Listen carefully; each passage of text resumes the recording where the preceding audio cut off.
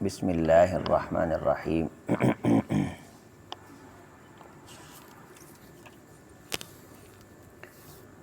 حتی اذا فتحت یأجوج ومأجوج وهم من کل حدب ینسلون واقترب الوعد الحق فإذا هي شاخصة أبصار الذین کفروا یا ویلنا قد كنا في غفلة من هذا بل كنا ظالمین۔ یہاں تک کہ یاجوج اور ماجوج کو کھول دیا جائے گا۔ وَهُم مِّن كُلِّ حَدَبٍ يَنْسِلُونَ، اور وہ سارے بلندیوں سے نیچے کی جانب پھیلنا شروع کر دیں گے۔ وَاقْتَرَبَ الْوَعْدُ الْحَقُّ، قریب آ چکا اللہ کا وہ وعدہ جو حق تھا۔ فَإِذَا هِيَ شَاخِصَةٌ أَبْصَارُ الَّذِينَ كَفَرُوا، اس روز وہ لوگ جنہوں نے کفر کیے ان کی نگاہیں پھٹی رہ جائیں گی۔ یا ویلنا، ہائے افسوس، قد كنا فی غفلۃ من ھذا، کہیں گے کہ ہم سارے کے سارے اس دن کے حوالے سے غفلت میں تھے۔ بل كنا ظالمین، بلکہ ہم تو ان لوگوں میں سے تھے جنہوں نے ظلم کیے۔ انکم وما تعبدون من دون اللہ حاصب جہنم، بے شک تم اور جن کی تم عبادت کرتے تھے اللہ کو چھوڑ کے، یہ سارے کے سارے جہنم کا ایندھن ہیں۔ انتم لہا واردون، اور تم بھی اس پر وارد ہونے والے ہو۔ یاجوج اور ماجوج یہ قبائل ہیں انسانوں کے ہی، اور یہ فسادی اور لڑاکا قسم کے لوگ تھے جو لڑائیاں کرتے تھے، ڈاکے کرتے تھے، مال لوٹ لیتے تھے۔ کہتے ہیں کہ یہ مشرقی اقوام میں سے بعض قومیں تھیں۔ حضرت نوح علیہ السلام کے جو 3 بیٹوں کی نسلیں آگے بڑھی ہیں تو یہ یافس کی نسل میں سے ہیں، سام، حام، یافس۔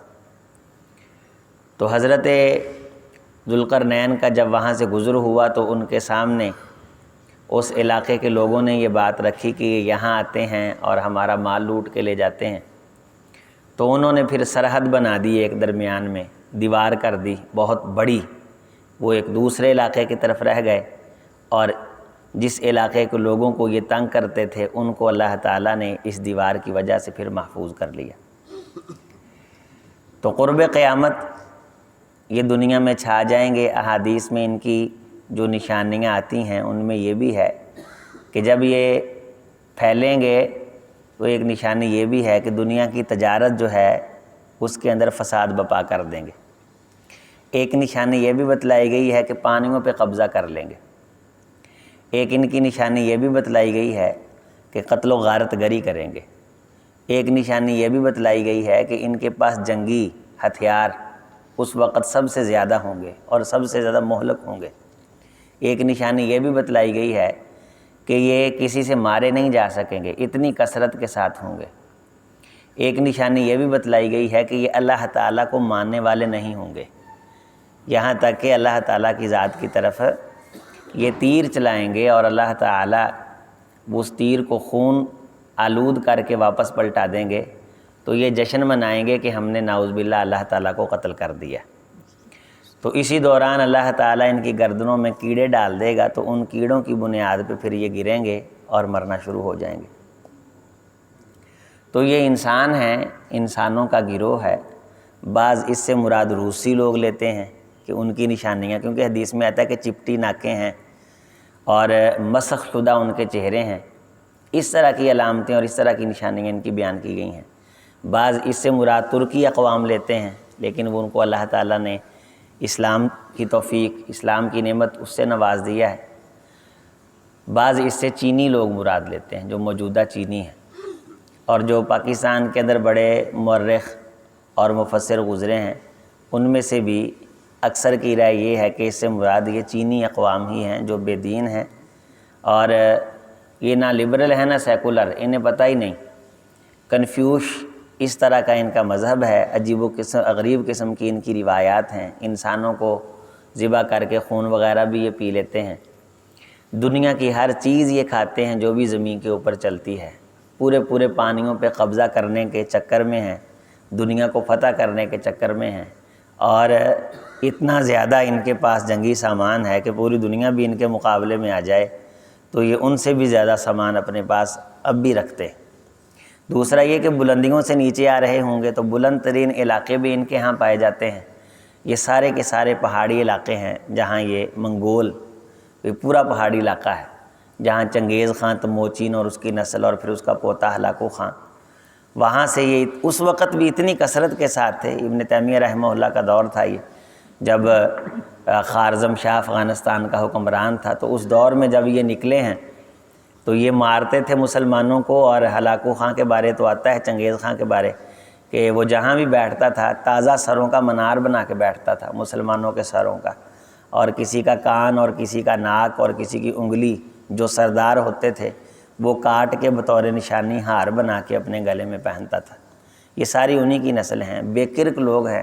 بندہ مارنا ان کے لیے کسی قسم کا کوئی وہ ان کے نزدیک وزن نہیں رکھتا۔ تو یہ نبی صلی اللہ علیہ وسلم نے جو نشانیاں بیان فرمائی ہیں یا احادیث میں جو نشانیاں آتی ہیں اور جو قرآن مجید میں ان کی علامتیں بیان کی گئی ہیں، ان سے مراد یہی موقف راجی معلوم ہوتا ہے کہ یہ چینی اقوام ہی ہیں، دور دور ان کی نسلوں کے اندر کوئی دیندار شخص نظر نہیں آتا، لیکن کچھ لوگ ہیں کہ ہلاکو خان کے دور میں وہ پھر مسلمان ہوئے، جیسے ہم بعض دفعہ لفظ سنتے ہیں اچکزئی یا چنگوانی یا چغتائی، یہ سارے اصلاً ان کی نسل ہیں، اور ان کو اللہ تعالیٰ نے کلمہ پڑھنے کی توفیق دی اور ان میں سے بعض مسلمان ہوئے اور اسلام لے آئے۔ تو قرب قیامت یہ دنیا پہ چھا جائیں گے، معیشت کے اندر فساد پیدا کر دیں گے، ہر چیز کے اندر خرابی ہے، پلاسٹک کے انڈے آ گئے ہیں، پلاسٹک کا آٹا آ گیا ہے، پلاسٹک کی سیویاں آ گئی ہیں، ہر چیز انہوں نے بنا لی، ہر چیز انہوں نے بنا لی۔ انسان محسوس ہی نہیں کر سکتا کہ یہ انڈے پلاسٹک کے ہیں، یہ آٹا پلاسٹک کا ہے، یہ چاول پلاسٹک کے ہیں، یہ سیویاں پلاسٹک کی ہیں، ہر چیز 2 نمبر، مارکیٹ پوری کی پوری، یعنی آپ یہ یہاں سن کے حیران رہ جائیں کہ کپڑے کے اعتبار سے جو ملک سب سے آگے تھے ان بیچاروں کو پتہ ہی نہیں کہ ان کے ساتھ کیا ہوا، بڑے بڑے کپڑے کے کارخانے انہوں نے لگائے ہوئے اور اسی طرح کی چیز بنا کے دیتے ہیں جس طرح کی چیز کپاس سے بنتی ہے، لیکن چیزیں ان کے پاس اور ہیں، ہر چیز بنا رہے ہیں دنیا جہان کی، اور پوری دنیا کے اندر جو چیز چاہتے ہیں جیسے چاہتے ہیں پہنچا دیتے ہیں، محنت کے ساتھ کام کر رہے ہیں، ایک ایک کام پہ توجہ ہے، اور پھر اس کے اندر جو ہے وہ حکومت ان کی سرپرستی کرتی ہے، اور معاملات ایسے ہیں کہ جتنی بھی اس وقت صحت کی خرابیاں ہیں اس صحت کی خرابی میں اس نسل کا خاصا کردار ہے۔ تو فرمایا کہ یہ بلندیوں سے نیچے کی طرف آ رہے ہوں گے، احادیث میں آتا ہے پانیوں پہ قبضہ کر لیں گے۔ اب سمندر تلک پہنچنے کے لیے یہ جو ہمارے ہاں رستے بن رہے ہیں، اس لیے بعض دانشمی یہ کہتے تھے کہ یہ ٹھیک نہیں ہے، اس سے پھر نقصان ہو سکتا ہے، بالآخر مسلمانوں کی لڑائی ہونی ہے ان لوگوں سے جو کلمہ نہیں پڑھتے، اسلام نہیں لاتے۔ تو یہ اس وقت ہوگا کہ جب اللہ تعالیٰ کی طرف سے قیامت کے وعدے قریب آ چکے ہوں گے۔ اور دوسری یہاں اہم بات جو فرمائی گئی وہ یہ کہ جو لوگ اللہ کو چھوڑ کے دوسروں کی پوجا کرتے ہیں، جن کی پوجا کی جاتی ہے ان کو بھی جہنم میں پھینکا جائے گا۔ تو یہ اس طرح کا سوال اللہ کے رسول صلی اللہ علیہ وسلم سے بھی ہوا تھا کہ بھی جو لوگ نیکوں کی پوجا کرتے ہیں تو ان کو بھی پھر جہنم میں پھینکا جائے گا۔ تو نبی صلی اللہ علیہ وسلم نے فرمایا نہیں، جو لوگ یہ تمنا رکھتے تھے کہ اللہ کو چھوڑ کے ہماری پوجا کی جائے، اللہ کو چھوڑ کے ہمیں سجدے کیے جائیں، اللہ کو چھوڑ کے ہماری عبادت کی جائے، تو ان کو پھر جہنم میں پھینکا جائے گا۔ جو یہ چاہتے تھے کہ ہمارا پروٹوکول اس طرح کا ہو کہ اعزاز کے ساتھ ہمیں بھی اسی طرح سجدے کیے جائیں، وہ باقاعدہ سجدے کرواتے ہیں، اور اس طرح کی جو رسم و رواج ہے اپنی قوم کے اندر خود پھینکتے اور ڈالتے ہیں، اللہ تعالیٰ ان کو بھی اور جو ان کی عبادت کرتے تھے ان کو بھی جہنم کا ایندھن بنا دے گا۔ لو کان ہؤلاء آلہۃ ما وردوہا وکل فیہا خالدون، یہ سارے کے سارے ہمیشہ پھر اس جہنم میں رہیں گے جن کی یہ اللہ کو چھوڑ کے عبادت کرتے تھے اور وہ عبادت کروانا چاہتے تھے، ورنہ دوسرے مقامات پہ یہ ہے کہ قیامت کا دن ہوگا، یہ لوگ اللہ کو چھوڑ کے جن کی عبادت کرتے تھے وہ معبود ان کا انکار کر دیں گے، وہ کہیں گے اللہ جی ہم انہیں کہہ کے نہیں آئے تھے، یہ اپنی مرضی سے ہماری عبادت کرتے تھے، اور اس وقت ان کے درمیان لڑائی پیدا ہو جائے گی،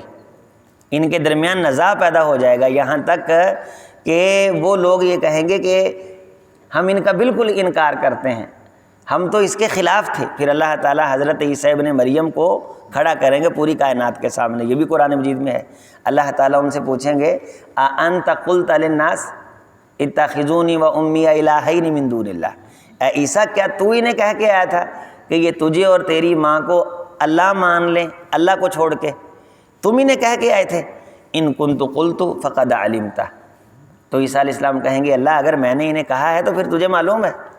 تعلم ما فی نفسی ولا اعلم ما فی نفسک انک انت علام الغیوب، میرے دل میں جو ہے تو اسے جانتا ہے اور تیرے پاس جو ہے میں اسے نہیں جانتا۔ تو عیسیٰ علیہ السلام انکار کر دیں گے، تو اللہ تعالیٰ فرمائیں گے سارے عیسائیوں سے جو عیسیٰ علیہ السلام کو اللہ تعالیٰ کے برابر کھڑا کرتے تھے، اب بتلاؤ یہ عیسیٰ ہیں اور یہ اس بات کا اعلان کر رہے ہیں، تو تم انہیں اللہ مانتے تھے، اس مریم کو اللہ مانتے تھے، ان سے پوچھو کیا یہ اس بات کا اعتراف کر رہے ہیں؟ اسی طرح وہ لوگ جو نیک تھے اور لوگوں نے ان کی قبروں پہ پوجا پاٹ شروع کر دی، وہ بھی انکار کر دیں گے۔ اور دوسرا گروہ وہ ہوگا جنہوں نے روکا نہیں ہوگا، تو نبی صلی اللہ علیہ وسلم نے یہ تقسیم کر دی حدیث کے اندر، اور قرآن مجید میں بھی اس کی صراحت ہے۔ جنہوں نے روکا نہیں، پتہ تھا کہ میں اس سطح کا بندہ ہوں کہ یہ مجھے پوجنے لگ جائیں گے، زندے جیتے جی بعض بندے اپنا دربار بنا دیتے ہیں تاکہ مجھے یہاں دفن کرنا، اپنی قبر بنا دیتے ہیں، اوپر وہ قبہ بنا دیتے ہیں، وہ اپنی زندگی میں بنا کر کے جاتے ہیں۔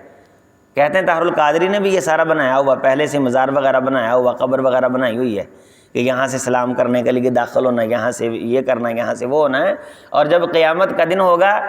سورۃ الاحزاب میں ہے کہ پھر لوگ جب کہیں گے کہ اللہ یہ ہمیں یہ کہتا تھا،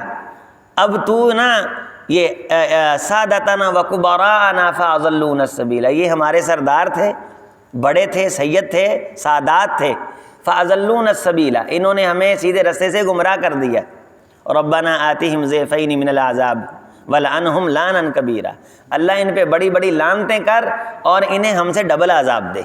ماننے والے مرید وہ اس وقت اللہ سے یہ کہیں گے۔ تو یہ ہے کہ اللہ کو چھوڑ کے جو بندہ یہ چاہتا ہے کہ میرا اس جیسا ادب ہو، اس جیسا اکرام ہو، اس جیسی میرے ساتھ عقیدت کا اظہار کیا جائے، میرے سامنے لوگ اس طرح ہاتھ باندھ کے کھڑے ہوں، نبی صلی اللہ علیہ وسلم کے سامنے جب ایسا لفظ بولا جاتا تو آپ تو سختی کے ساتھ منع فرماتے۔ ایک شخص نے کہا ماشاء اللہ وشئتا، جو اللہ چاہے اور جو آپ چاہیں، یعنی لفظوں کے ساتھ بھی مشارکت آپ نے پسند نہیں فرمائی۔ حضرت نے فرمایا اجعلتنی للہ ندا، کیا تو مجھے اللہ کے برابر کھڑا کرنا چاہتا ہے؟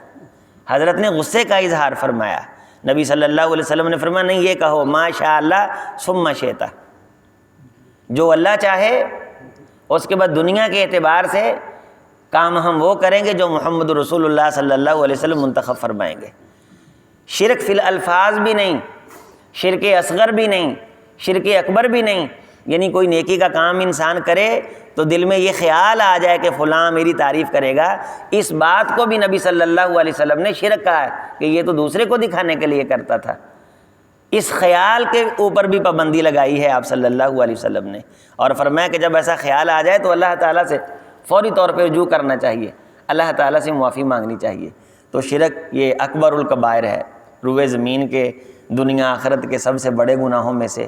پہلا گناہ ہے کہ جس کی بنیاد پہ اللہ تعالیٰ کا اعلان ہے ان اللہ لا یغفر ان یشرک بہ ویغفر ما دون ذلک لمن یشاء۔ لوگوں اللہ ہر گناہ معاف کر دے گا، لیکن جس نے شرک کیا ہوا اس کو اللہ تعالیٰ معاف نہیں فرمائیں گے۔ اللہ تعالیٰ ظاہری باطنی صغیرہ کبیرہ ہر قسم کے مخفی ظاہر باطن شرک سے ہمیں ہماری نسلوں کو محفوظ رکھے۔ والسلام ورحمۃ اللہ وبرکاتہ۔